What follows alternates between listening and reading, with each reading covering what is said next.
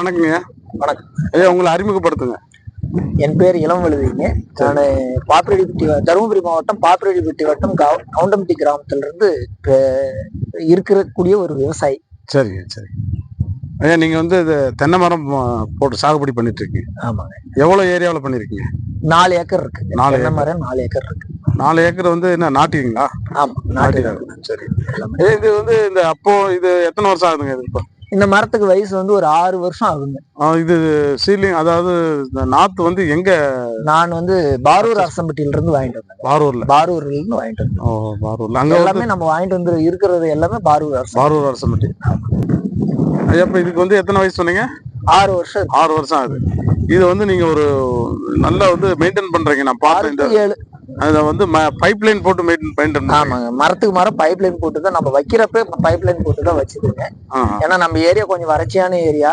ரெண்டாவது labour problem இருக்கிறதுனால pipe line போட்டு அந்த காவா பிடிக்கிற வேலை, தண்ணிக்கு விடுறதுக்கு நம்ம கேட் வால் திருவினா தண்ணி பாஞ்சிடுது. அந்த மாதிரி ஒரு சூழ்நிலைக்காக முதல்ல வைக்கிறப்ப இந்த இனிஷியலா இன்வெஸ்ட் பண்ணி வச்சுட்டேன். இப்ப பாத்தீங்களா, லாஸ்ட் சம்மர் வந்து மே மாசம் வந்து கடுமையான வறட்சி இருந்ததுங்க. அப்பெல்லாம் எப்படி நீங்க? அதான் சார், கிணத்துல வந்து நமக்கு அந்த டைம்ல மிகப்பெரிய வறட்சியா தான் இருந்தது. அந்த டைம்ல நம்ம பார்த்தோம்னா நம்மளால இந்த வருஷம் வந்து போர் போட்டோம். போர் நம்ம ஏரியாவில பெரிய சக்சஸ் கிடையாது.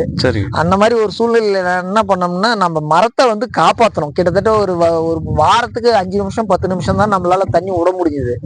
இந்த பைப் லைன் இருந்ததுனாலதான் நம்மளால அது விட முடிஞ்சதுங்க. இதே காவாயா இருந்திருந்தா கட்டாயமா விட்டுருக்க முடியாது.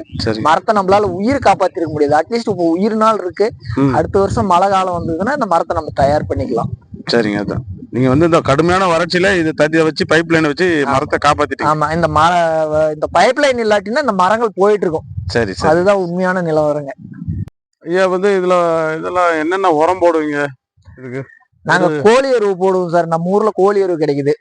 கோழி எருவு வந்து வருஷத்துக்கு ஒரு முறை போடுவோம். 4 ஏக்கருக்கும் போட்டுருங்க. 4 ஏக்கர். ஒரு செடிக்கு எவ்வளவுங்க போடுவீங்க?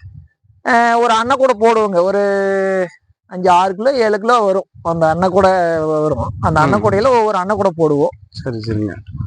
ரசாயன உரங்கள் ஏதாவது போடுறீங்களா? ரசாயன உரங்களும் போடுவோம் சார். அதாவது உள்ள வந்து நாங்க ஊடு பயிர மஞ்சள் பண்ணுவோங்க. அந்த மஞ்சள் பண்றப்ப எங்களுக்கு உரம் போட வேண்டிய அவசியம். மஞ்சளுக்கு போடுறது அதுக்கு மஞ்சள் போடுறப்ப அதுக்கே இதாயிடும். இந்த வருஷம் தான் மஞ்சள் போடலைங்க. போன வருஷம் மஞ்சள் போட்டிருந்தோம். அதனால எங்களுக்கு உரம் போட 4 ஏக்கர்லயும் நீங்க ஊடு பயிரா மஞ்சள் பண்ணுவீங்க? ஆமா. எல்லாமே ட்ரிப் சிஸ்டமும் இருக்கு. அது இல்லாம பைப் லைனும் நம்ம போட்டிருக்குங்க. சரி.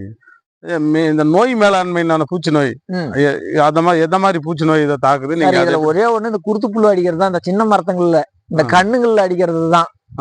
இப்ப அந்த மாதிரி ஒரு இது வந்து இந்த பெரிய மரங்கள்ல அவ்வளவு இருக்கிறது இல்ல. இந்த சின்ன மரங்கள்ல இருக்கிறப்ப அதுக்கு வந்து நம்ம இந்த நாப்தலின் பால்ஸ் எல்லாம் உள்ள வைப்போம். சரி. அது வச்சுட்டு எப்படினாலும் என்ன நம்ம வச்சிருந்தாலும் மெயின்டைன் பண்ணோம்னாலும் அந்த பாதிப்புகள் இருக்குது. இருந்தாலும் நாப்தலின் பால்ஸ் வைப்போம். மற்றபடிக்கு அதுக்குன்னு எந்த வகையான பால்ஸ் வைக்கிறது மட்டும்தான். சரி. ட்ராப் எதுவும் யூஸ் பண்றது? ட்ராப் எதுவும் இது வரைக்கும் யூஸ் பண்ணது இல்லைங்க. அது சொன்னாங்க ஆமணக்கு அரைச்சி வைக்கிற மாதிரி ஒரு இது சொல்லி இருந்தாங்க. நம்ம அதை ட்ரை பண்ணலாமான் இருந்தோம். அப்புறமா அது பண்ணல. அந்த ஆமணக்கு இது பண்ணேன்னு சொல்றீங்களா? அது எப்படி செய்யறது, கொஞ்சம் தயார் பண்றது சொல்லுங்க சார். ஒண்ணும் இல்ல, நமக்கும் வேற ஒரு விவசாயி கொடுத்த டிப்ஸ் தான். இதுல என்னன்னா நம்ம ஆமணக்கு வந்து கடையில வாங்கிட்டு வந்து வறுத்துறதுங்க. நல்லா வறுத்துறோம். சரிங்க. நல்லா வறுத்துட்டோம்னா அது ஒரு மனம் ஆயிடுங்க. சரிங்க. அந்த மணத்தை வந்து என்ன பண்றாங்கன்னா நம்ம சட்டியில வந்து ஒரு பானையில தண்ணி எடுத்துக்கிறோம். அந்த தண்ணியில வந்து அந்த ஆமணக்கு வந்து உள்ள போட்டுட்டோம்னா அந்த இதுக்கு வந்து அந்த இன்செக்ட்ஸ் வந்து ட்ராப் ஆகி உள்ள வந்து விழுந்துருதுங்க. சரிங்க. அது நம்ம டெய்லி காலையில ஆனா தூக்கி வெளியில போட்டுறலாம். போட்டு நசுக்கி சாவடிச்சிடலாம். இல்லாட்டினா அது மோஸ்ட்லி செத்துதான் இருக்கும், உள்ள விழுவுறது. இல்லாட்டினாலும் நம்ம உள்ள வச்சு சாவடிச்சிடலாங்க. சரிங்க.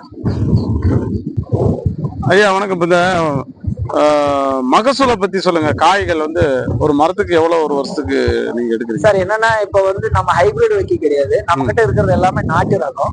நாட்டு ரகன்றப்ப உங்களுக்கு வந்து இது வந்து மெயினா இது வந்து பெஸ்ட் ரெசிஸ்டன்ஸ், வாட்டர் ரெசிஸ்டன்ஸ். கொஞ்சம் தண்ணி இல்லைனாலும் தாங்கும். பெஸ்ட் நோய் பட்டாலும் அவ்வளவு சீக்கிரம் இதாகாது. இதுல என்னன்னா ஈல்டு நீங்க பாத்தீங்கன்னா நீங்க ஹைபிரிட் மாதிரி உங்களுக்கு 400 காய் 350 காய் அப்படிலாம் வராது. ஒரு 150 காய் டு 150 காய் இதுதான் வருஷத்துக்கான ஈல்டு. 150 காய்ன்றது நார்மலான ஈல்டு. அவ்வளவுதான் சார் வரும். சரி. சரிங்க சார், நன்றிங்க சார். நன்றி.